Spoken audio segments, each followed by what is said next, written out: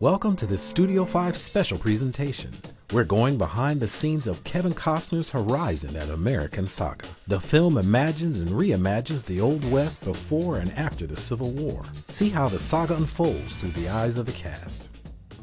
Welcome to this special edition of Studio 5. We're taking a closer look at Horizon, an American Saga. It is the much talked about passion project of acting legend Kevin Costner. We traveled to Los Angeles to sit down with Costner and the cast. By the way, Kevin Costner personally helped to bankroll this film with nearly $40 million. He's the director, and he plays the role of Hayes Ellison.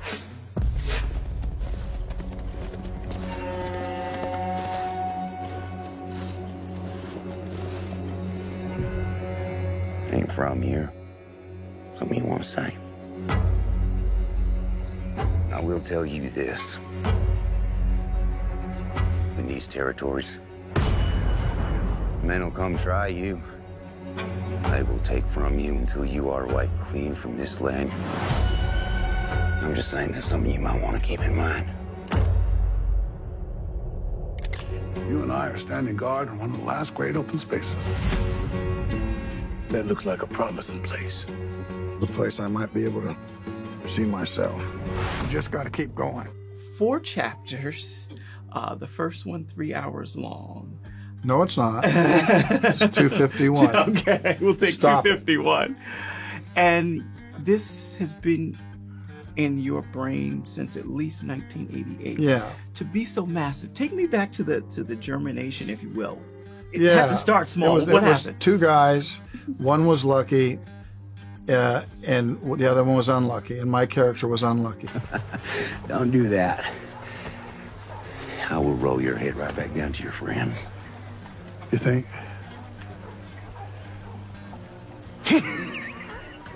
He was unlucky when it came to violence. The things he was involved with ended bloody. The other person always seemed to be able to talk himself out of it. And he wished that he had that quality. But that's not the movie we made, but that's the character I carried forward. And out of that movie, 4 were constructed. Beautiful. What does this story say about the power of a promise? That it will drive people west into a place they know nothing about. That the idea of hope, the idea of owning something is so powerful that a man will take his wife and children into an area that he has no knowledge of. It also shows that it was an opportunity for salesmen, well, to send people and make money off that. We'll deal with all those things in the 4 chapters. It's not just limited. The story unwinds, it unfolds. Get him out of here! Get in there, quick. Quick, come on. It's all right. I'm gonna be with Dad. No. No, no.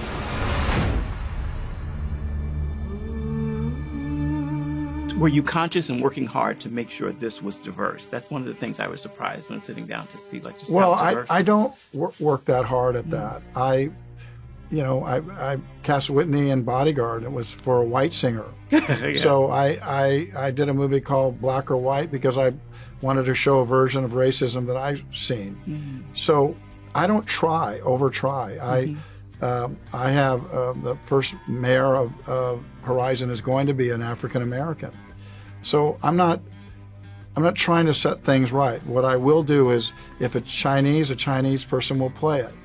If it's African American, then that's what happened. If it's a Native American, indigenous people will play that. And women can be the stars of my movie in a Western. So I'm not tangled up. If somebody wants to take me to task, well, they're going to have to beat my record. You be careful. Someone's gonna take that gun and wrap you with it. What? We talked enough. Chapter 1 of Kevin Costner's Horizon, an American Saga is now available on streaming platforms. Still to come. Sienna, I believe I've heard you say that this is a dream role for you. Well, to be in a Western that Kevin Costner is directing is a dream because I was obsessed with Dances with Wolves when I was young. Actors Sienna Miller and Sam Worthington share their roles in the film as this special look at Horizon, an American Saga continues.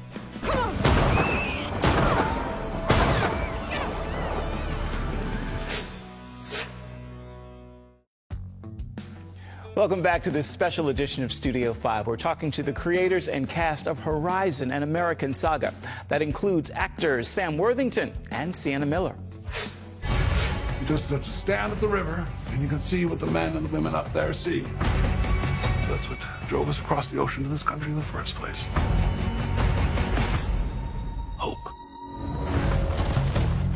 Lieutenant, there's no reason for you to stay here.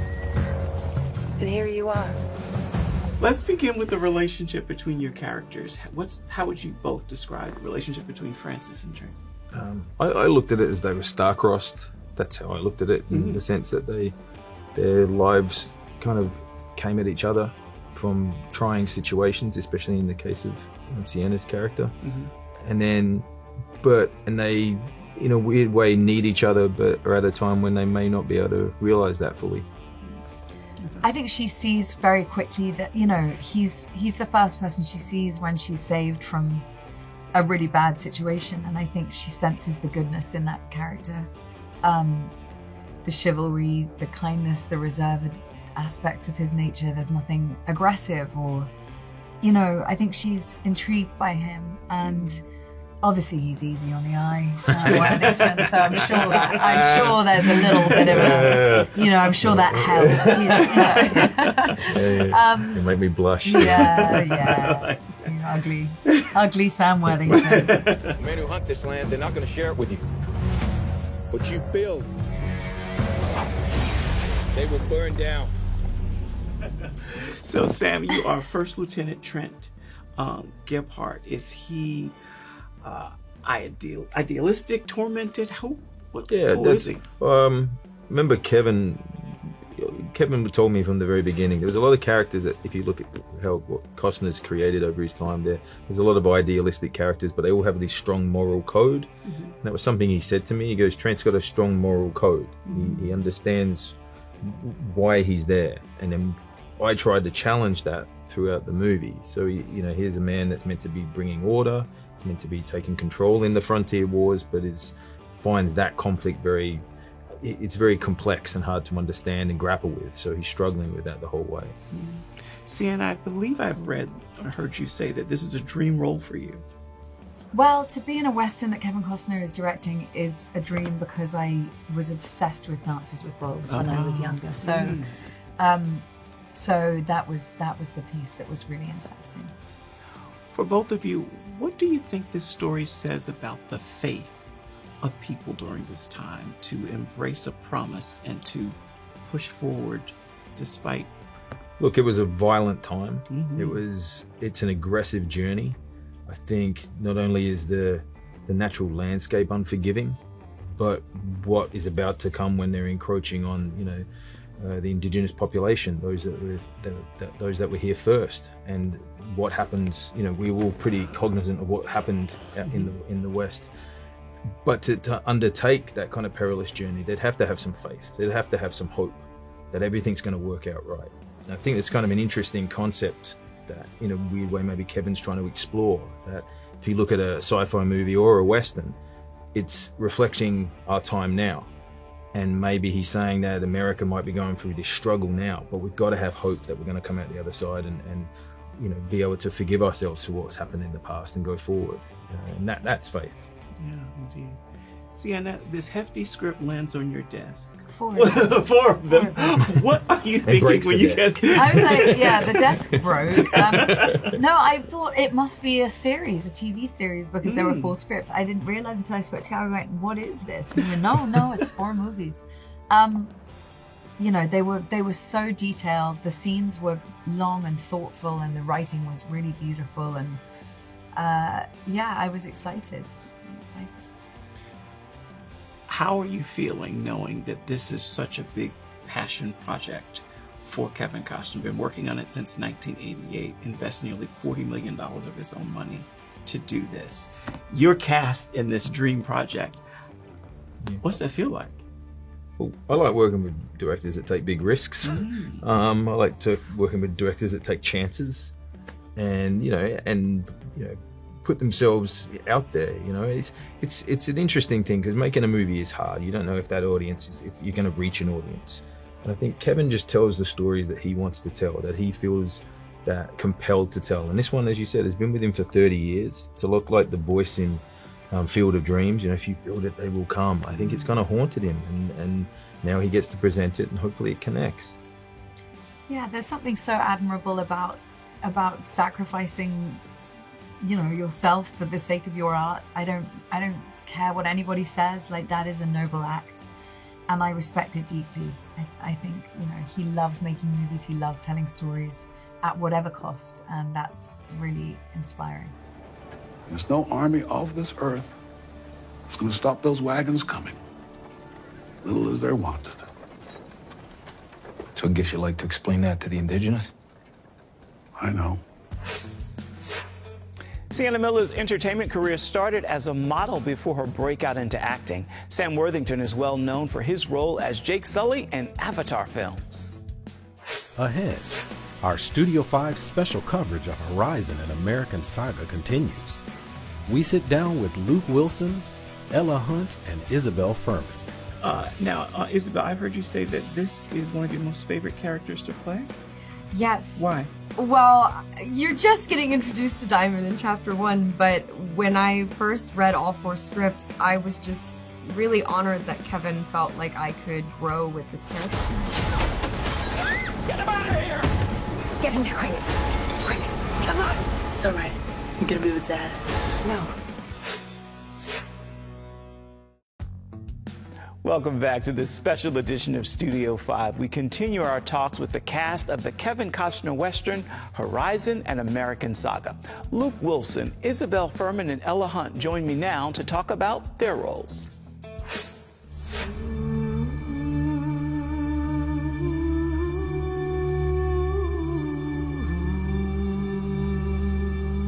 All I'm trying to do is get as many of us as I can, as far as I can. If you could just, who your character is and how you best describe him. We can start with Luke. You're Matthew.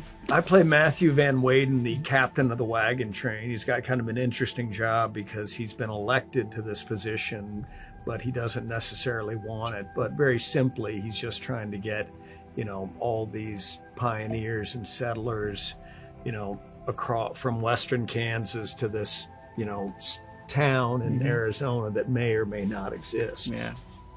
I play Diamond Kittredge. She's one of 3 sisters who's been dragged by her father, played by none other than Will Patton, across the West to this hopeful dream of, you know, the perfect life out in the West. And she's definitely a woman ahead of her time, very rebellious, and starts to realize that she may want something different for herself than what her dad has set out for her. Yeah. I play Juliet, who is an English woman traveling west with her husband Hugh.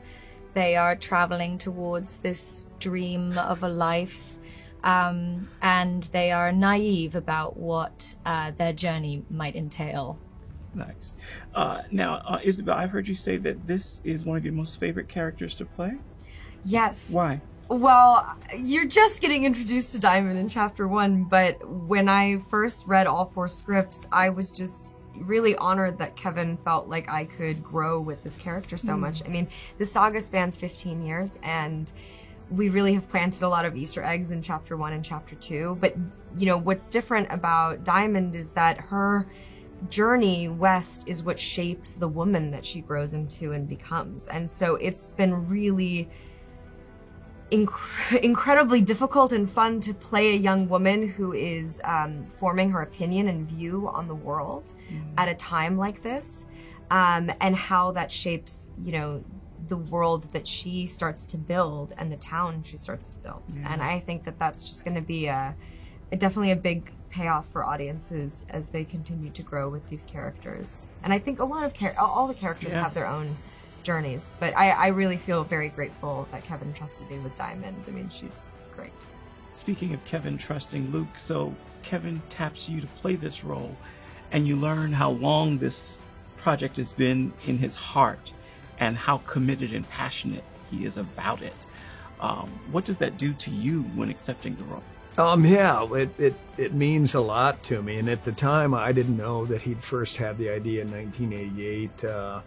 but knowing that it was going to be 4 parts, and knowing that, you know, he did tell me that the day he hired me that, you know, he'd put a lot of his own money up for it. So, you know, for me, that just makes me want to say, hey, whatever you need, you got it. And I think we all had that feeling with Kevin, where we just realized he had so much going on. You just want to get your assignment and deliver the goods, and hopefully more than he even saw on the page, to give him more than he could expect.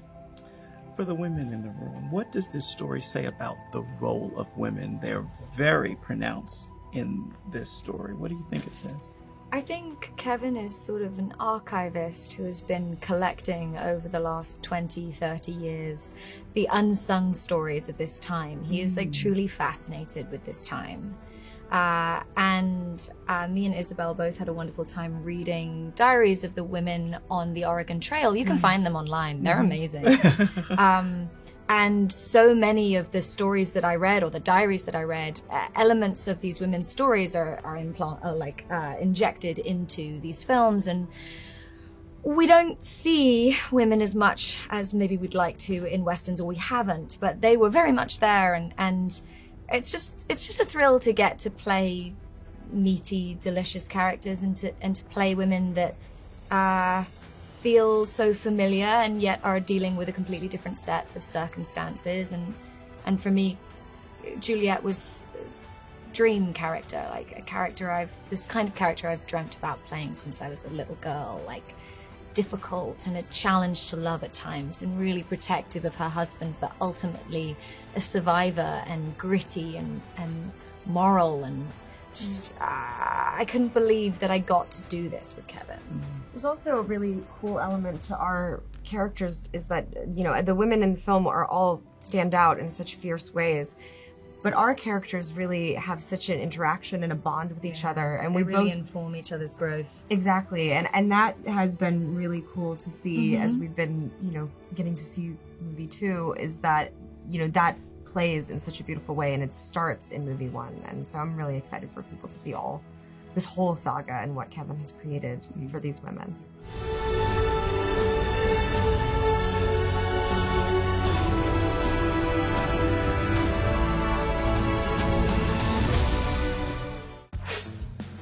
As you likely know, Luke Wilson starred in numerous films, including Legally Blonde with Reese Witherspoon. Isabel Furman has been acting since she was 7. That very first role was in a show called Cartoon Fridays. Ella Hunt began acting as a child as well. She first appeared in the film Intruders. Our Horizon and American Saga special continues with Abby Lee and Jamie Campbell Bower. Abby, you have said that this is both a beautiful story and a hard story. Why? Because it's the truth of what happened as the United States was expanding west. Beautiful in the sense that it was a lot of people during that time were just trying to find a home, to have some freedom. Welcome back. Our Studio 5 Horizon American Saga special continues now with Jamie Campbell Bower and Abby Lee. Just so happens the little rabbit we've been hunting went to ground down here. Yeah. He's smart not to ask any more about it. Something you want to say? Who is Caleb Sykes? Is he crazy? Who is he? He's crazy. Caleb is the older brother of a family who are, I mean, probably the meanest, toughest people in this film, I'd say. They go through a journey with Ellen, and she, you know, we have a debt to score. You know, we really do, and a debt to settle, rather. So, yeah, we're gonna come and just ruin your life for a minute, wherever we are. He's a very damaged kid, and has grown up in a very sort of brutal home environment, is kind of where I got to with it. Wow. Between him and me, we got a good part of it. You know, I think it's fine. You know, you'd still write home and send money. I think it shows character.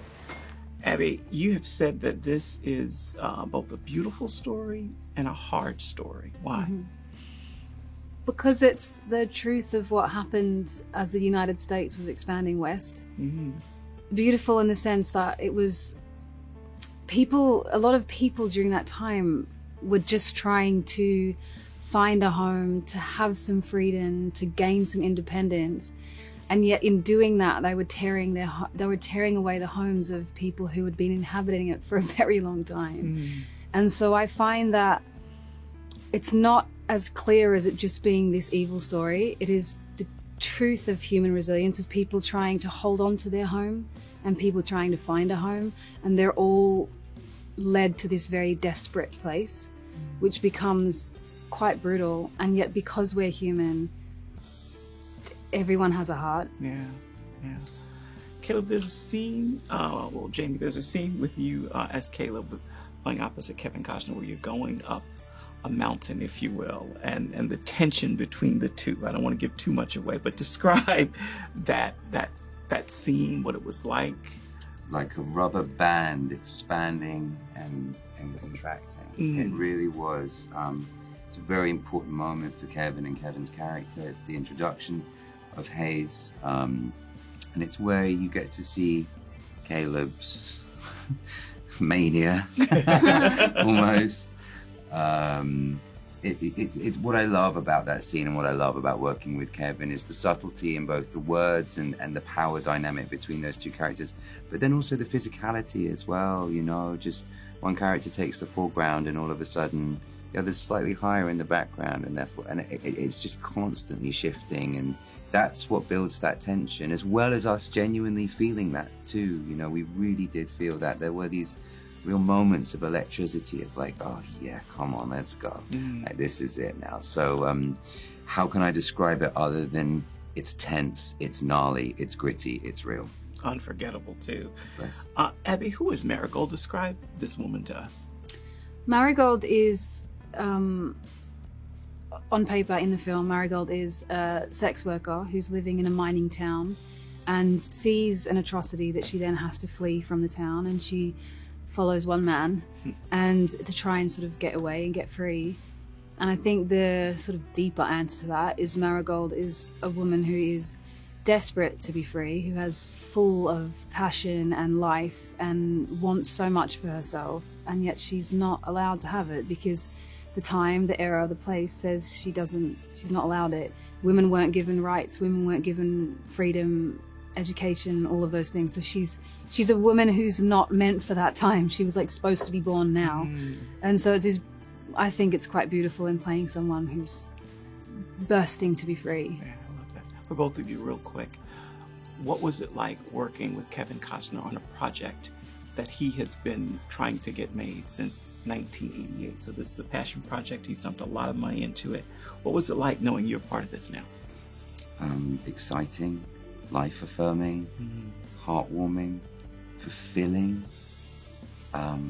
Yeah, I've said this earlier, you know, it's like when you work with a director, it's a trickle-down effect, right? However that director is feeling affects everybody. And to have somebody who's so passionate about this, who loves it, affects all of us. It steps the game up. We always want to bring 100% of ourselves, but when you have somebody like that, you want to bring more. Absolutely. I think very simply, it's like this man who's put everything on the line to make this film, and you're there with him, he's chosen you to do it with him. You're like, come on. You know, like it gives you this like, you're like rooting for him, and that like bleeds into the work and like being there on set. And I won't have any trouble finding this place. Well, it's just straight up that draw. Once you can't get any further, that's it. That's me. Don't make me wait. Jamie Campbell Bower is also a model and singer, and Abby Lee has worked extensively in the fashion scene as a model as well. We've got a few moments left in our show. Let's give the final word to Kevin Costner.